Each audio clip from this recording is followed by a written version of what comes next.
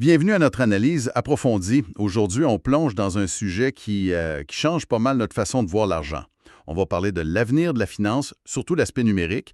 Les cryptoactifs, oui, comme le Bitcoin, mais on va se concentrer pas mal sur les jetons stables, les fameux stablecoins.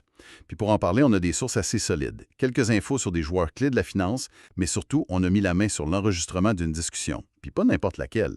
Ça s'est passé pendant les rencontres du FMI et de la Banque mondiale. Imaginez, la grande patronne du FMI, le président de la Banque mondiale, le PDG d'une grosse boîte de stablecoins, un haut placé de JP Morgan, puis le boss de l'autorité monétaire de Singapour. Tout ce monde-là assis ensemble à placoter de l'avenir de nos finances. Fait que notre but aujourd'hui, c'est de décortiquer ça. C'est quoi les potentiels, mais aussi les pièges de ce nouvel argent numérique? Comment Bitcoin, les stablecoins, puis peut-être même les monnaies numériques des banques centrales, on va y revenir, comment tout ça va vivre ensemble? Puis surtout, la réglementation dans tout ça, quel rôle elle joue? Bon, on y va, on regarde ça de plus près. Alors, cette table ronde était animée par Sarah Eisen, de CNBC. Autour de la table, on avait Kristalina Georgieva du FMI, Ajay Banga, de la Banque mondiale, Jeremy Haller, le PDG de Circle, c'est eux autres qui font l'USDC, Shia Derjian, de l'Autorité monétaire de Singapour, la MAS, et Umar Farouk, de JP Morgan, qui gère les paiements mondiaux là-bas. Vraiment un beau panel, là. Des institutions mondiales, des innovateurs tech, une grosse banque tradie, un régulateur avant-gardiste. Ça promettait d'être intéressant comme discussion. Absolument. Puis pour commencer, c'est logique de regarder ce que le FMI en pense. Avec Kristalina Georgieva, elle a tout de suite rappelé un truc important. La finance, ça a toujours embarqué dans les nouvelles technologies. Pense au télégraphe il y a longtemps, puis après Internet. Chaque fois, ça a brassé les choses. Aujourd'hui, la grosse vague techno, c'est la blockchain, les registres distribués. C'est vrai que c'est un bon point de départ. Puis comment elle voit l'effet de cette vague-là maintenant? Elle est clairement impressionnée par la croissance des cryptoactifs. Elle a parlé de l'article sur Bitcoin en 2008 par Satoshi Nakamoto, qu'on ne sait toujours pas c'est qui. Puis de là, ce marché-là est parti de zéro pour valoir 4 billions de dollars quand il s'en parlait. C'est énorme. 4 billions? Wow! Oui! Pour donner une idée, elle disait que ça faisait comme 7 de la valeur de tous les actifs financiers aux États-Unis. Puis elle a raconté qu'en 2009-2010, là, un Bitcoin, ça valait même pas un cent. C'est fou quand on y pense. Mais est-ce qu'elle met tout dans le même bateau? Bitcoin, les autres cryptos? Non, justement, c'est un point super important de ce qu'elle a dit. Elle fait une grosse différence. D'un côté, tu as ce qu'elle appelle les cryptos non garantis. Comme Bitcoin. Exact. L'exemple parfait, c'est Bitcoin. Pour elle, ces affaires-là, c'est surtout des placements un peu spéculatifs. C'est pas vraiment utilisé pour payer son café tous les jours. OK. Bitcoin, c'est pour investir. Puis l'autre catégorie, c'est quoi? L'autre catégorie, c'est les actifs qui sont garantis. Puis là, elle pense surtout aux jetons stables, les stablecoins. C'est plus neuf, mais ça pèse déjà 300 milliards de dollars. Puis surtout, elle dit que ça grossit pas mal plus vite que les cryptos non garantis comme Bitcoin. Ça montre qu'il se passe quelque chose d'important avec les stablecoins. OK. Puis face à cette croissance rapide-là, c'est quoi la grosse crainte du FMI? La réglementation, sans aucun doute. Elle dit que oui, il y a des efforts aux États-Unis avec un projet de loi, en Europe avec leur approche MiCA, Singapour qui est déjà avancée. Mais le gros danger, pour elle, c'est la fragmentation. Fragmentation. C'est-à-dire? Si chaque pays fait ses propres règles dans son coin, sans se parler, ça va créer un fouillis pas possible pour les consommateurs, pour les entreprises, puis ça pourrait même créer des trous dans le système, des risques cachés. Donc si on ne s'harmonise pas au niveau international, ça pourrait freiner le tout ou même être dangereux. C'est exactement ça. Fait que le FMI, il travaille là-dessus. D'abord, essayer de clarifier les mots. OK, c'est quoi une crypto non garantie? C'est quoi un stablecoin? C'est quoi une monnaie numérique de banque centrale? Justement, les MNBC, là. C'est comme une version numérique de notre dollar canadien, mettons, mais émise direct par la Banque du Canada. C'est ça l'idée, oui, garantie par la Banque centrale.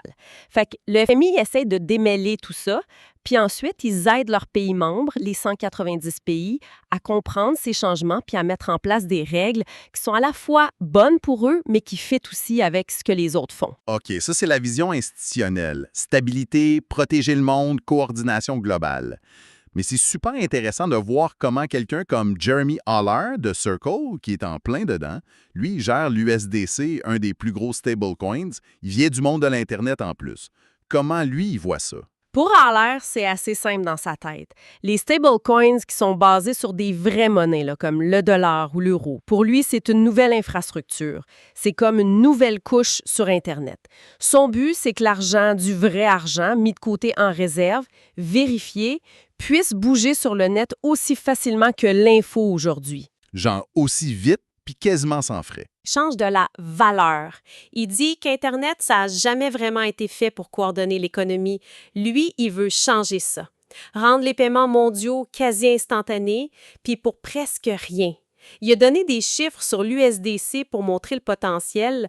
À ce moment-là, il y avait 66 milliards de dollars d'USDC qui circulaient. OK, 66 milliards. Mais le volume d'argent qui bougeait chaque mois avec ces USDC-là, ça dépassait 2 billions de dollars. 2000 milliards. Attends une minute. 66 milliards en circulation, qui font 2000 milliards de transactions par mois. Ça bouge vite. Dans un portefeuille numérique. Ça circule à une vitesse folle pour régler des dettes, faire des paiements entre compagnies, envoyer de l'argent à l'étranger, probablement beaucoup dans la défi aussi. Il compare ça à ce qui s'est passé quand le coût pour partager une photo ou faire un appel vidéo a chuté drastiquement. Ça a tout changé. Lui, il pense que ça pourrait multiplier l'activité économique mondiale par, il a dit, 1 million. 1 million, c'est vertigineux. Mais il oublie pas un peu les problèmes, les règlements dont parlait Georgieva. Non, il est conscient qu'il y a des défis. Il a même comparé ça à Internet au début des années 2000. T'avais déjà des gros joueurs comme Amazon, Google, mais t'avais aussi plein d'incertitudes, des bulles qui pètent, des technos pas encore au point, puis des lois à inventer. Il dit qu'on est juste au début de cette histoire-là, plein de possibilités, mais aussi du travail à faire côté technique puis côté réglementaire. C'est pas gagné d'avance, il le sait. D'accord. Une vision très ambitieuse, mais il voit quand même les obstacles. Maintenant, Ajay Banga, de la Banque mondiale. Lui a été longtemps chez Mastercard. Il connaît les paiements. Comment il voit ça, lui, surtout en pensant aux pays en développement, à l'inclusion financière? Tout à fait. Puis son avis est plus nuancé. D'abord, c'est intéressant. Il a dit qu'il connaissait bien Allaire puis qu'il appréciait son approche. Il a souligné que Circle a essayé dès le début de travailler avec les régulateurs, pas contre eux. Ça, pour Banga, c'est important. Fait qu'il n'est pas contre ces nouveaux joueurs-là. Non. Il voit des possibilités, par exemple, pour aider les PME, surtout dans des pays plus pauvres. Gérer les paiements, faire correspondre les factures puis les contrats, c'est souvent compliqué, puis ça coûte cher pour une petite entreprise. Des systèmes basés sur des jetons pourraient simplifier ça. Puis pour les gens ordinaires, ceux qui n'ont pas accès aux banques, on dit souvent que les cryptos, c'est bon pour eux. Là, Banga est plus prudent. Il dit que oui, l'utilisation la plus claire des stablecoins en ce moment, c'est pour envoyer de l'argent d'un pays à l'autre. Plus vite, moins cher. C'est bon, surtout pour ceux qui travaillent à l'étranger puis qui envoient de l'argent à leur famille.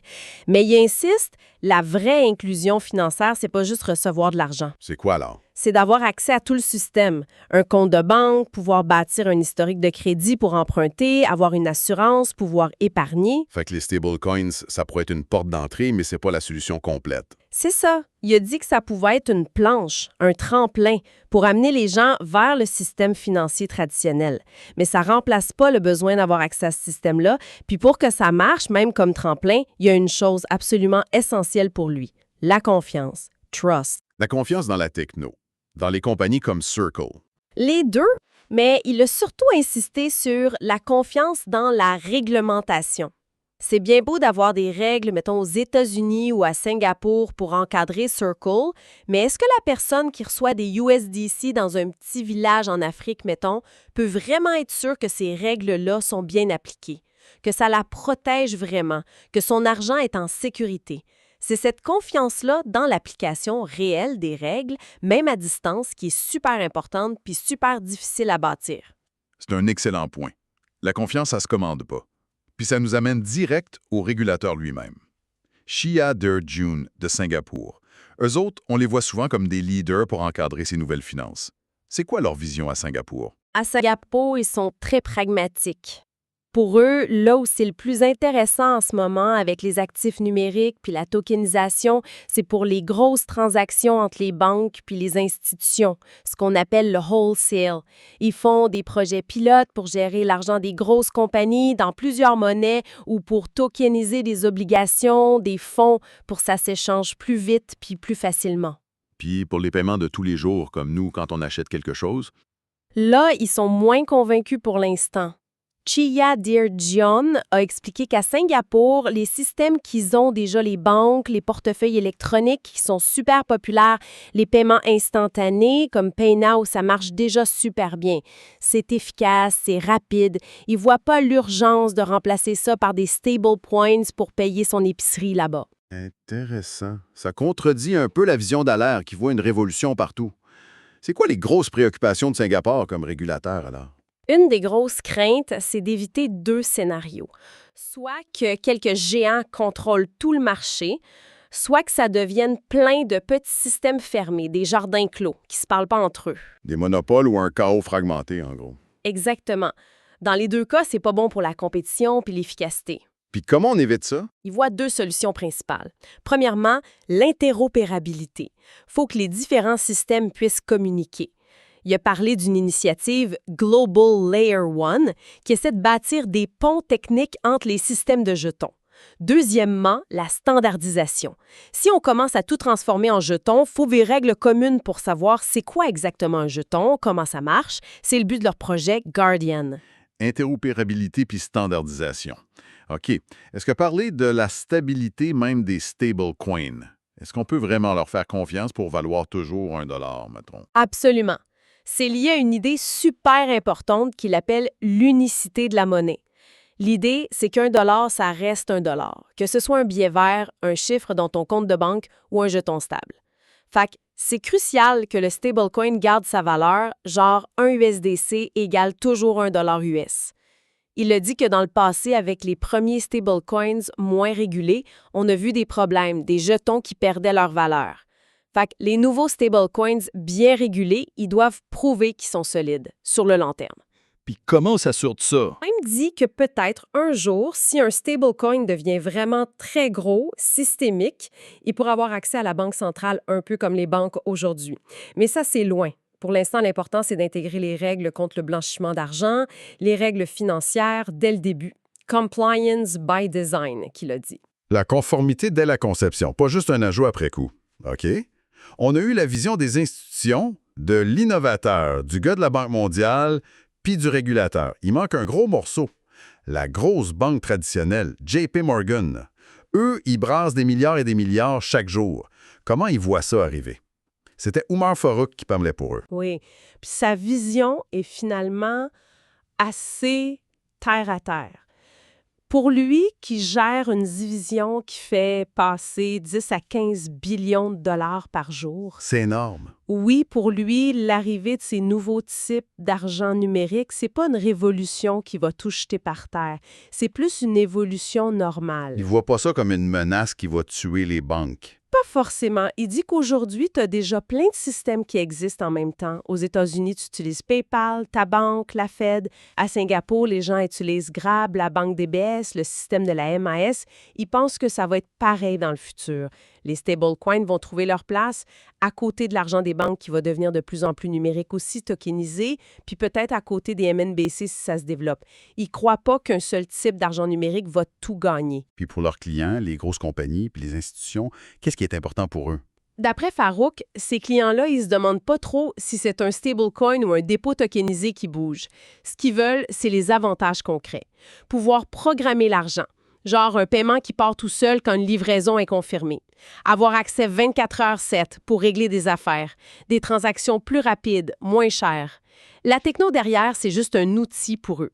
Fait que JP Morgan essaie juste d'offrir ces avantages-là, peu importe comment. Exactement, puis ils n'attendent pas. Ils font leurs propres affaires. Ils ont créé le JPM Coin. C'est comme un dépôt bancaire en jetons pour leurs gros clients.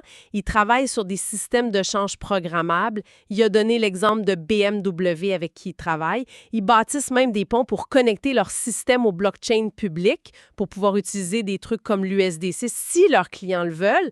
L'idée, c'est clair, faut innover pour ne pas se faire dépasser. Mais s'ils ont les mêmes craintes que les autres sur les risques? Oui. Farouk a dit clairement qu'il s'inquiétait aussi de la fragmentation si les systèmes ne se parlent pas, puis il s'inquiète aussi pour l'unicité de la monnaie si tu as plein de stablecoins différents avec des garanties variables. Puis il a ajouté une petite note de réalisme aussi, non? Oui, assez direct même. Il a rappelé que des crises financières, des désastres, ça arrive tout le temps, même dans des systèmes super régulés. Souvent, c'est à cause de trop de dettes, de leviers financiers pas contrôlés. Fait que c'est pas réaliste de penser que le monde des actifs numériques sera parfait, sans problème, sans faillite. Il va y en avoir. Pour lui, la clé, c'est pas d'empêcher tous les problèmes, c'est d'avoir des règlements assez forts, mais aussi assez souples pour apprendre vite quand ça arrive, limiter les dégâts puis améliorer le système. C'est très pragmatique comme vision. Si on essaie de résumer les gros risques puis les enjeux de réglementation qui ressortent de tout ça, c'est quoi les points principaux? Bien, clairement, le risque de fragmentation, tout le monde en parle. Fragmentation des règles, Georgieva, fragmentation des systèmes techniques, Shia, Farouk. Ensuite, le gros défi de la confiance, Benga. C'est essentiel, mais c'est dur à bâtir partout dans le monde. Il y a aussi les questions sur la stabilité de ces nouveaux actifs, Shia, puis les risques pour la souveraineté monétaire des pays si des monnaies numériques privées ou étrangères deviennent trop grosses, Georgieva, Shia. Puis à l'inverse, il y a les risques de trop de règles aussi, hein? Oui, Ajay Banga a averti là-dessus. Des règles trop compliquées, trop rigides, mises en place trop vite, ça pourrait tuer l'innovation avant même qu'on sache ce que ça peut donner de bon. C'est tout l'équilibre difficile à trouver. Encadré, mais pas étouffé. Puis côté solution, côté réglementation, c'est quoi les idées qui reviennent? Il y a plusieurs idées fortes. Premièrement, un besoin urgent de clarté puis de coordination entre les pays. Georgieva. Deuxièmement, trouver le juste milieu entre être agile, poursuivre la techno qui va vite, ça c'est à lire qu'il demande, puis être solide pour la confiance, ça c'est tous les autres qui le disent. Troisièmement, l'idée de Singapour d'intégrer la conformité dès le début, compliance by design, ça semble populaire. Puis enfin, la distinction que Banga a fait, réguler la plateforme technologique d'un côté, puis réguler les services qui roulent dessus, l'autre. C'est une piste. On sent vraiment cette tension, ce dilemme. D'un côté était la techno qui pousse fort vers une finance plus numérique, instantanée, programmable. De l'autre, tu as des énormes questions sur la confiance, la stabilité, la protection, l'équité, l'inclusion. Puis le besoin de règles qui marchent, mais qui ne bloquent pas tout. C'est exactement ça, puis ça se voyait à la fin de la discussion. Georgieva a demandé au public, là, vous êtes plus rassuré ou plus effrayé? Puis apparemment, dans la salle, c'était mitigé. Moitié-moitié, quasiment. Ça montre bien où on en est. Personne n'a la réponse facile. Une bonne image de l'état d'esprit. On voit bien les positions, les institutions mondiales qui cherchent l'équilibre, la coopération, les innovateurs qui foncent, les joueurs traditionnels qui s'adaptent puis qui investissent, puis les régulateurs qui essaient de construire des clôtures sur un terrain qui bouge tout le temps. Puis pour finir, pour laisser de quoi réfléchir, il y a eu 2 exemples pendant la discussion qui ouvrent vraiment l'esprit. Ajay Banga a parlé de tokeniser l'immobilier. Il a donné l'exemple du 30 Rock, le gros building à New York. Imagine pouvoir acheter ou vendre une petite part de ce gratte-ciel-là ou de n'importe quelle maison aussi facilement qu'on achète une action aujourd'hui. Wow! Ça changerait tout le marché immobilier, l'accès à l'investissement. Précisément. Puis l'autre exemple, c'est Jeremy Allaire. Il a comparé envoyer de l'argent à l'étranger dans le futur avec les stablecoins à l'idée d'envoyer un courrier transfrontalier. Aujourd'hui, ça nous ferait rire. On envoie un courriel, point, peu importe où est le destinataire. Lui, il imagine un futur où envoyer de l'argent au bout du monde, ce sera aussi banal, aussi instantané. Alors, la question qui reste puis qui va bien au-delà des systèmes de paiement, c'est si l'argent, mais aussi peut-être toute la valeur, l'immobilier, l'art, les idées, les contrats, même notre identité, si tout ça devient numérique, tokenisé, échangeable instantanément sur des réseaux mondiaux, qu'est-ce que ça change à nos idées de base sur l'économie, sur les frontières, sur la propriété, sur la valeur elle-même? Qu'est-ce qui arrive vraiment quand tout, ou presque, devient un jeton qu'on peut échanger sur un marché mondial ouvert 24/7? C'est une question immense. Les implications sont profonde. Et c'est là-dessus qu'on va terminer notre exploration pour aujourd'hui.